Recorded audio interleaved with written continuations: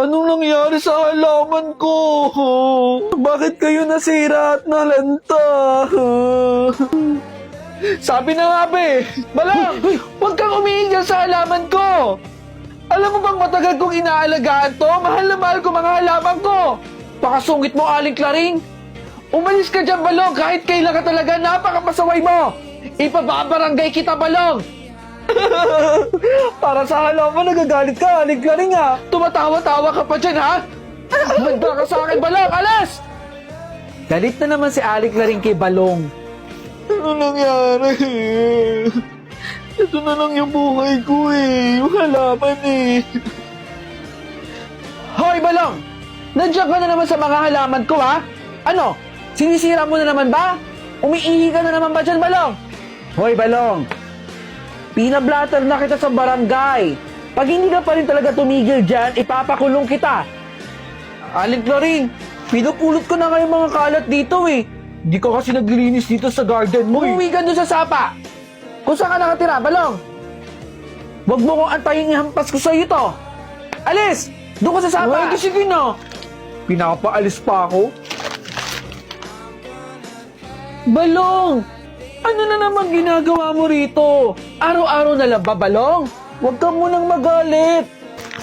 May ibibigay ako sa'yo eh. Galit ka kaagad. Ano yan? Tabo? Tabo! Para sa'yo to, Aling Klaring oh. Hindi mo ako madadaan sa pabigay-bigay, Balong ha? Marami ka ng kasalanan sa akin. Aling Klaring talaga eh, matandain pa eh. Salamat. Di magagamit na talaga ako pandilik.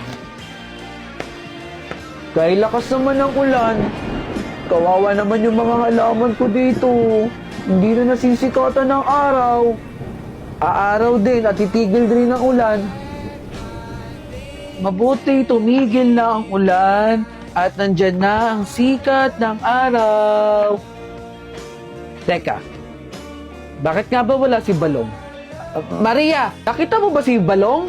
Bakit parang hindi ko nakita rito sa mga halaman ko? Aling Klaring, hindi niyo po ba nagbalitaan? Si Balong daw po yung inagos ng sapa doon. Noong nakaraan po na umuulan.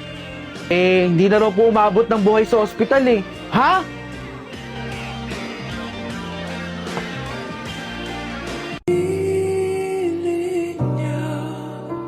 Hindi ko na pipili pa ang tanging hiling ko lang sa kanya. Wag kang paluhain at alagaan ka niya.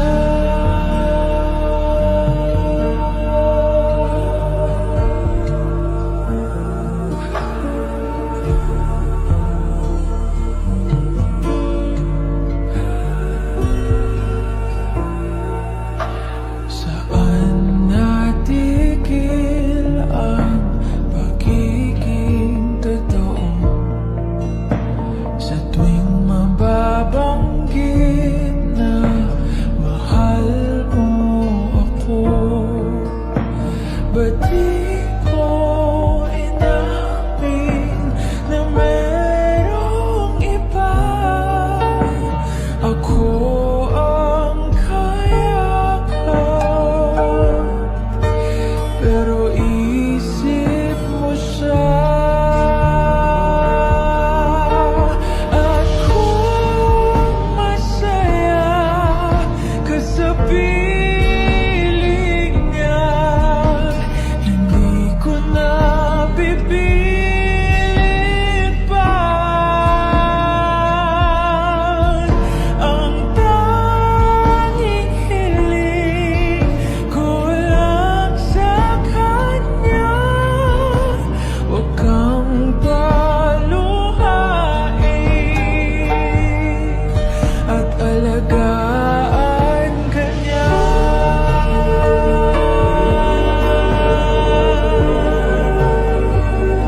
Eh, ikaw ba? Ano bang gusto mong course pag nag-college ka na? Ang gusto ko pong course, accountancy. Kayo ba, ma'am? Gusto niyo po ba talaga maging teacher? Natutuwa kong mahalin tong pagiging teacher ko. Pero yung course mo yung gusto ko.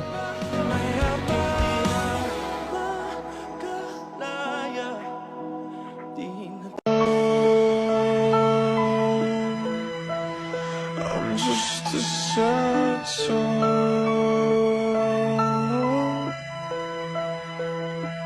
with you. I fall. It's like I'm leaving all my past in silhouettes upon the wall. With you, I'm a beautiful mess.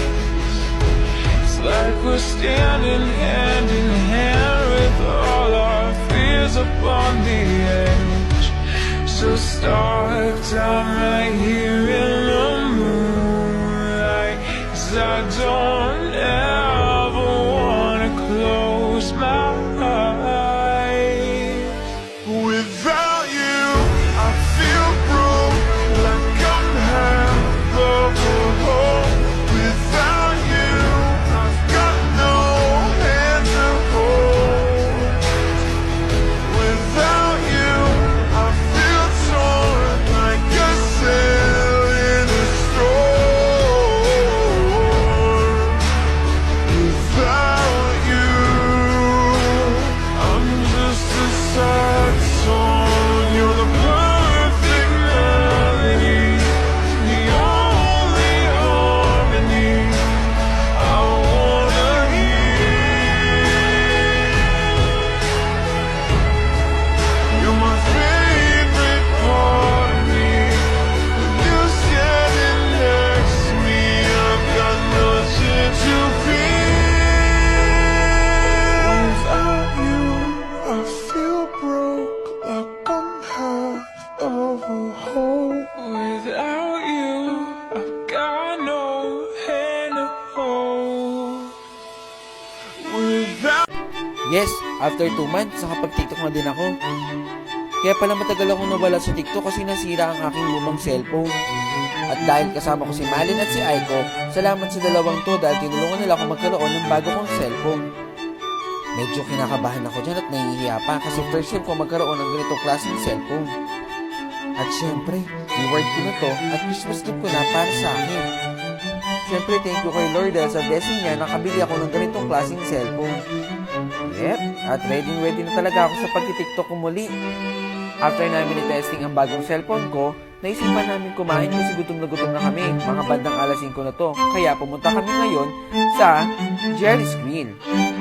Anyway, sa try noma po ito. Ito ang aming nilagang bulalo at ang fried chicken ng Jerry's Grill. So after namin kumain, pinapili namin ako kung sino magabayad pero napili yung card ko. Anyways, thank you po!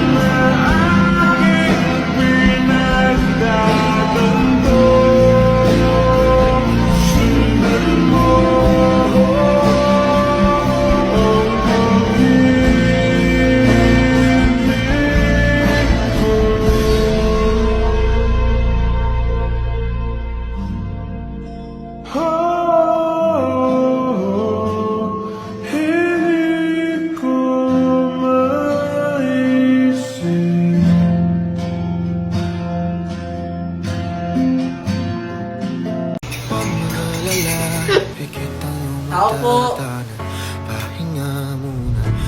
Magandang araw po. Magandang araw din po. Ano mo sa atin? Ako po si Pastor Mark. Kasama ko rin po yung asawa ko. Magandang araw po. Naparito po kami para ibigay po itong Bible. Basahin niyo po yan, brother, sister. Sige ho. Salamat po ah. Yan na po kami. Mag-iingat po kayo dyan. Opelia. Bigay ng pastor. Basahin daw natin yung Bible. Jose, nakita mo ba yung gold kong kwintas? Ba? Malay ko. Baka na-misplace mo lang dyan.